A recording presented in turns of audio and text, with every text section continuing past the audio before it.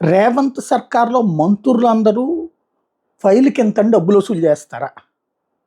ఇది సహజంగా బీఆర్ఎస్ వోళ్ళు విమర్శించడము, బీజేపీ వాళ్ళు విమర్శించడము ఒక ఎత్తు. దానికి ఒక సర్టిఫికేట్ ఇచ్చేశారు మంత్రి కొండా సురేఖ. ఆమె నిన్న మాట్లాడినటువంటి మాట ఒకసారి విందాం. నేనొక ఫారెస్ట్ మినిస్టర్‌గా ఉన్నాను కాబట్టి నా దగ్గరికి కొన్ని కంపెనీలవి క్లియరెన్స్ కోసం అని చెప్పి ఫైల్స్ వస్తా ఉంటాయి. మామూలుగా మంత్రులు అట్లాంటి ఫైల్స్ వచ్చినప్పుడు డబ్బులు తీసుకొని క్లియరెన్స్ ఇస్తా ఉంటారు.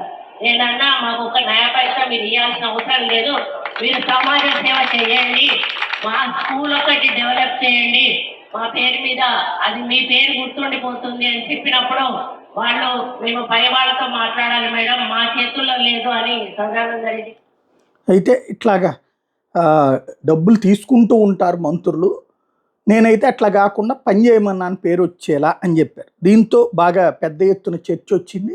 దాంతో అబ్బెబ్బే మా మంత్రులందరూ తింటారని కాదు, నేను అన్నటువంటిది ఒకటైతే అర్థం వేరేగా మాట్లాడారంటూ వాళ్ళు వేరే వివరణ ఇచ్చుకొచ్చారు ఇవాళ ఆవిడ. ఒక చిన్న మాట, అది నేను జనరల్ గా వాడినటువంటి మాటను దాన్ని కాంగ్రెస్ వాళ్ళకి ఆపాదిస్తున్నాను. నేను కాంగ్రెస్ మంత్రులు అనేటువంటి మాట ఇక్కడ కూడా మాట్లాడు, జనరల్ గా మంత్రులు అనేటువంటి మాట మాట్లాడు, అందరూ అని కూడా మాట్లాడలేదు, జనరల్ గా మంత్రులు అని మాట్లాడిన దాన్ని ఎవరి ఆలోచనలు బట్టి వాళ్ళు దాన్ని అర్థం తీసుకోవచ్చు. అంటే ఇక్కడ టిఆర్ఎస్ వాళ్ళ మైండ్ బట్టి వాళ్ళు దాన్ని అర్థం చేసుకొని నేనేదో తప్పు మాట్లాడినా మా మంత్రులు అవినీతి చేస్తా ఉన్నారు అనే పద్ధతిలో నేను మాట్లాడినా అని చెప్పి ట్రోలింగ్ చేయడం చాలా బాధాకరం. వెంటనే దాన్ని ఆపాల్సిన అవసరం ఉన్నది, లేకపోతే నేను సైబర్ క్రైమ్ వాళ్ళకి తప్పకుండా నేను కంప్లైంట్ ఇస్తాను. అంటే సైబర్ క్రైమ్ వాళ్ళకి ఏమని కంప్లైంట్ ఇస్తారు? ఆమె మాట్లాడితే ఖచ్చితంగా దాంట్లో సైబర్ క్రైమ్కి కంప్లైంట్ చేయొచ్చు.